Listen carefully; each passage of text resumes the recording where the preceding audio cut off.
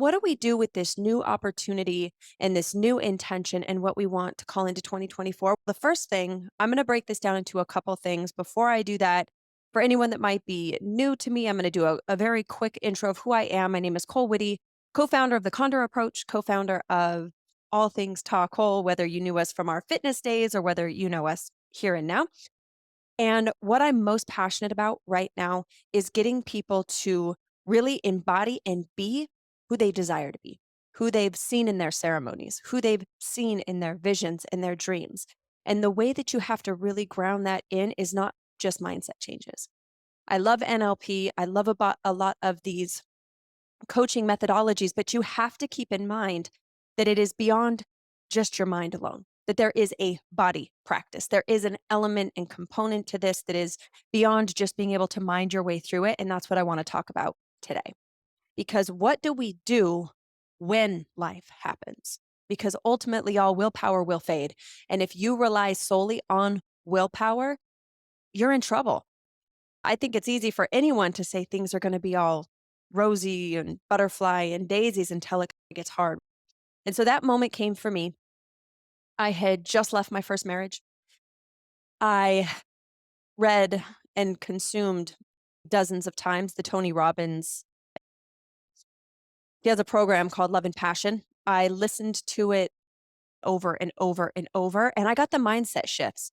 And I really started to understand more about relationships and how I had enabled in my first relationship and how I had also not only created dysfunction, but perpetuated it. And I did all this other reading on relationships and programs and all of this.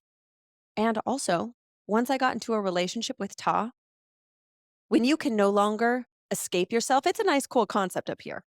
This is why, for me, I don't go pay for coaching from someone that's not actually living and experiencing the outcome that I want, because it's a cool concept up here. But when it actually comes to putting the rubber to the road, if someone hasn't been in a long relationship, if someone hasn't built a business, if they're just regurgitating information, it's all up here. And that's what I don't want any of us to get stuck in 2024. Y'all have everything you need up here. So now what do we do to create the what I call what happens when in 2024 when willpower fades, when you get hungry, when you get tired? And that's what today is all about. So make sure you've got a pen handy, a piece of paper. This is going to be an actual exercise, one that we're going to go through one example.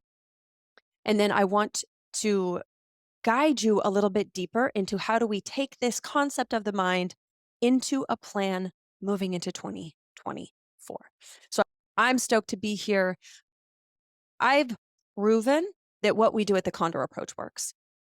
When you look at my relationship, when you look at how we live our life, the way that we travel, the friendships that we have, the relationships with our families, that we have embodied these practices. And it's not about what we know, it's about what we do. It's about what we plan in advance so that when it hits the fan, when arguments or things take place, we have an action plan. And so we call this the what happens when. Start there. What happens when? Write it down, put it in your brain, whatever you need to do. What happens when? Moving into today, I'm going to start first, but with something that we teach all of our coaches. We call it a state assessment, right? And if you've been to the Condor Approach Live, if you've been to one of our live events, then you've seen this and experienced this before. But I'm going to actually apply this into what I call the what happens when. So check it out. There are no limited people, only limited states and limiting strategies. This is what I'm going to break down a little bit deeper today, is how you can start to not only understand the state that you're in, but the limiting strategies that are upholding your beliefs, the old you, the who you were, the who you don't want to be, and preventing you from fully stepping into who you want to be and who you desire to be. So when you're feeling stuck, the wheels keep spinning, and you feel like you aren't going anywhere, it's time for what we call an SOS. So I'm going to first guide you through it this way, then I'm going to show you how you do it before something happens.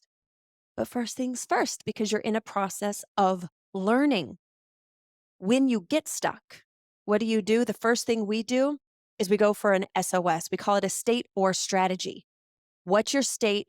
What are the strategies that have gotten you stuck? stuck there. So a state is a condition or way of being that can be beneficial or detrimental.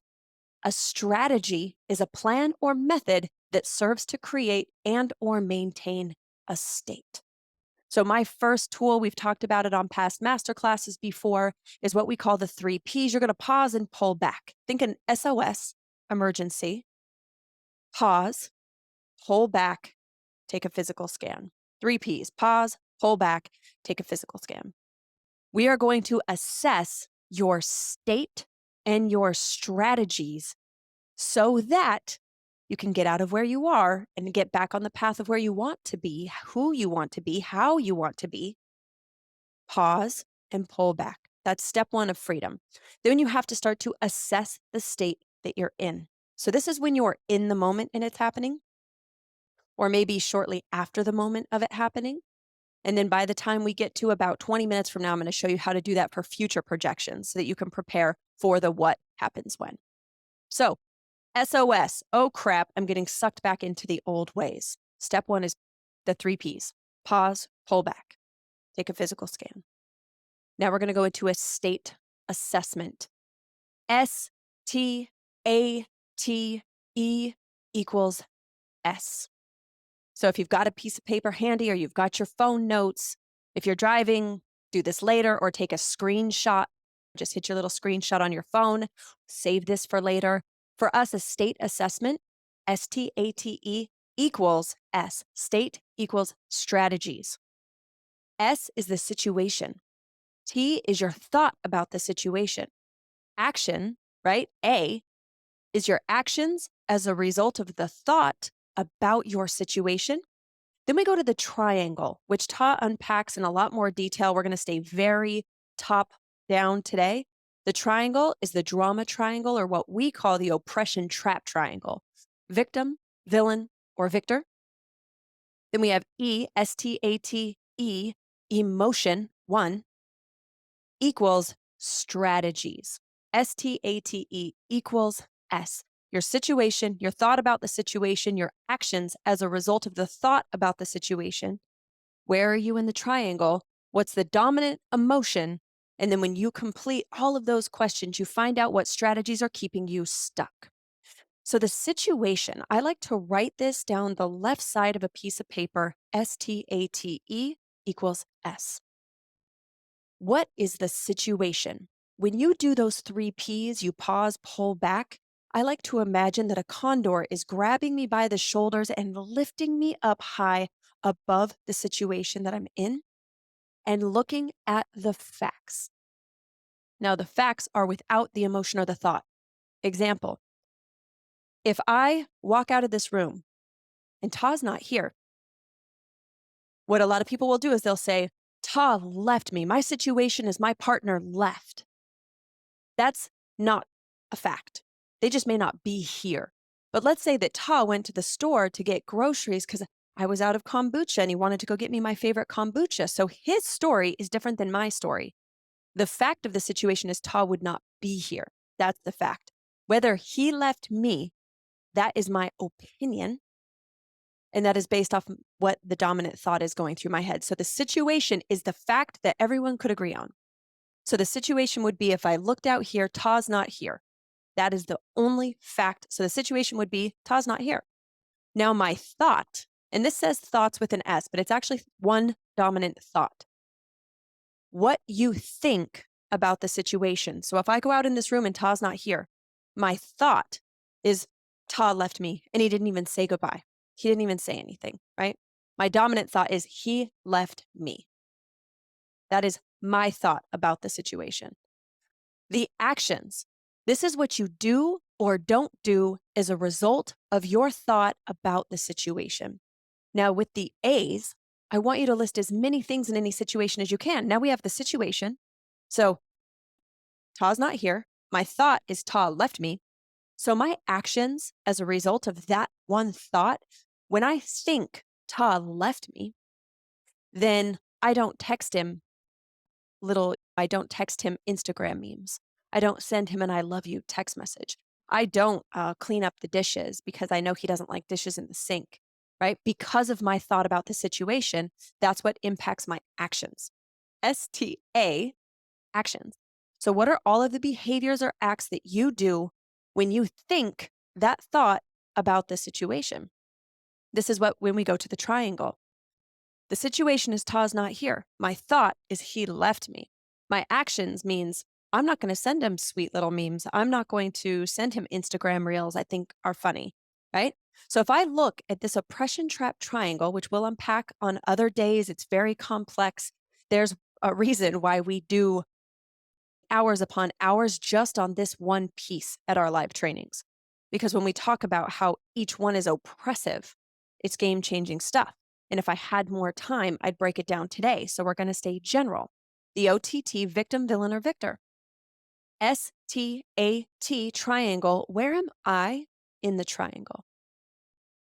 I'm feeling like a victim because my thought is Ta left me. He did this to me. So I am the victim of this situation in because of my thought, right?